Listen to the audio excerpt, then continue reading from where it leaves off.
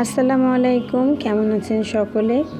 আশা করছি আমার পরিবারের সকল সদস্য অনেক অনেক ভালো আছেন। চলুন দেখে আসা যাক আমার ছাদ বাগান থেকে আমি কী আজকে হারভেস্ট করলাম। 2টা মূলা হয়েছে, কিন্তু মূলাগুলো আমি খাবো না, এর থেকে আমি বীজ বানাবো, সেজন্য রেখে দিয়েছি। এখানে আবার কিছু আমি শসা গাছ লাগাইছিলাম, তো 3টা চারা বাঁচছে, আরও একটা ঝুড়িতে কিছু লাগাইছিলাম, সেগুলো সব মারা গেছে। তবে যে 3টা বেঁচে আছে তাতেই আমি খুশি। শসা হোক বা না হোক তাতে কিছু যায় আসে না, গাছগুলো দেখেই আমার শান্তি লাগে। তো বন্ধুরা, এই ঝুড়িতে আমি পালং শাক ফেলাইছিলাম, পালং শাকের বীজ। তো অল্প কিছু হয়েছে, সব বীজগুলো হয় নাই কেন জানি না। তো যা হয়েছে সেগুলোই আমি আজকে হারভেস্ট করে ফেলবো আজকে রান্নার জন্য। যা হয়েছে তাতেই আমি খুশি। সাইডে যে লাল শাকের গাছটা দেখতে পাচ্ছেন, অল্প করে দেখা যাচ্ছে, ওটা কিছু বীজ হয়েছে, ওগুলো আমি আগামী বছরের জন্য রেখে দেব। এখানে কিছু রসুন গাছ লাগাইছি, আর রসুনগুলো পালং শাকের জন্য বেশি বাড়ে নাই, ছোট ছোটই আছে। এখন যেহেতু আমি পালং শাকগুলো তুলে ফেলছি, রসুন গাছগুলো খুব ভালোভাবে গ্রো করতে পারবে। আর এই সাইডে দেখুন, এই কিছু ডাঁটা শাক ফেলছিলাম, সেগুলো হয়েছে। আর এখানেও পালং শাকের বীজ ফেলাইছিলাম, তো একটা গাছ খুব ভালোই বড় হয়েছে, তো এইটা রাখবো বীজের জন্য। তো এখানেও কিছু ডাঁটা শাক হয়েছে, সেগুলো আমি তুলে নিব। এই যে দেখুন, আরেকটা পলি ব্যাগে ডাঁটা শাক, ধনিয়া লাগাইছি, মরিচ গাছ লাগাইছি। তো মরিচ গাছে ফুল আসা শুরু হয়েছে, কিন্তু ধনিয়া খুব বেশি একটা হয় নাই। সব ধনিয়াগুলো পিঁপড়া নিয়ে গেছে। আসলে আমি শুকনো অবস্থায় ফেলাইছিলাম, তো এজন্য সবসময় আপনারা ধনিয়া চাষ করলে ভিজাইয়া 24 ঘন্টা রাখবেন, তারপরে ফালাবেন, তাহলে আর পিঁপড়া নিতে পারবে না। কারণ পিপলিকা যেহেতু ওদের হালকা কিছু দেখলে ওই যে বীজ সবজির ওইগুলো তুলে নিয়ে যায়। তো আপনারা দেখে অনেকেই অবাক হবেন যে ছাদ বাগানে এত সুন্দর সুন্দর সবজি কী করে আমি পাই।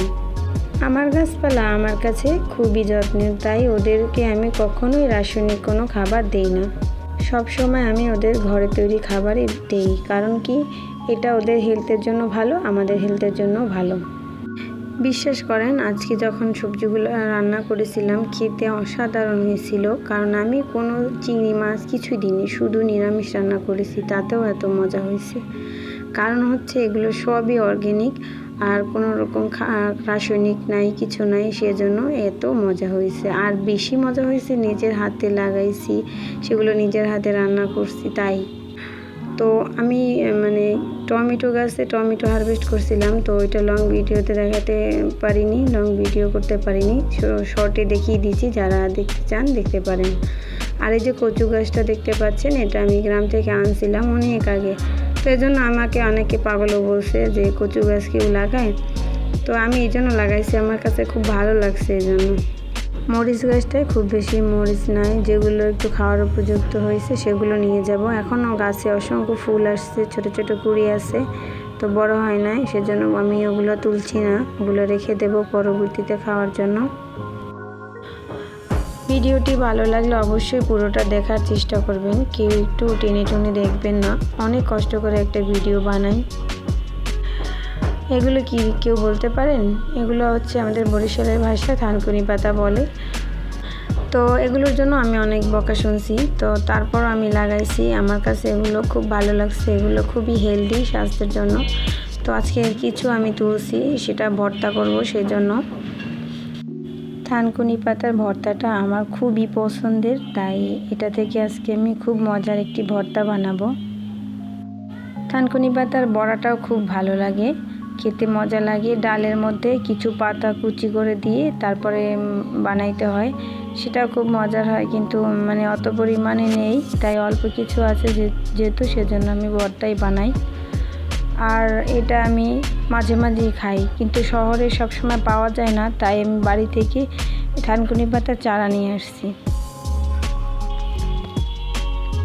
এই যে দেখুন শসা গাছটা, শসা এই যে মোটামুটি ভালোই বড় হয়েছে, আরও বড় হবে, কিন্তু এখন মাচা দেওয়া দরকার, মাচা দিলে আরও তাড়াতাড়ি বড় হতো, কিন্তু মাচা দেওয়ার জন্য আমার বাসা শিফটিংয়ে সমস্যা হবে, তাই এখন দিব না, যখন বাসা শিফটিং করব মাচা দিয়ে দেব তখন। মাশাআল্লাহ বেগুনগুলো খুব সুন্দর লাগতেছে। এগুলো অনেক বড় হয় বেগুনগুলো, কিন্তু কেন জানি না পাতাগুলো কুঁকড়ে যাচ্ছে। আর ইদানিং গাছের যত্ন খুব একটা নেওয়া হচ্ছে না। এইখানে অনেক ফুল আসছে গাছে, বেগুন গাছে, আর যে ছোট ছোট বেগুনও ধরছে, কিন্তু সেগুলো পিঁপড়ার জন্য রাখতে পারতেছি না, পিঁপড়া খেয়ে যাচ্ছে। ভীষণ পিঁপড়া হচ্ছে বাগানে। আর দেখুন আমি অফ ক্যামেরায় কিছু চিমও তুলে নিয়েছিলাম, সেগুলো মানে শর্ট ভিডিও করছি, লং বানাতে ভুলে গেছি।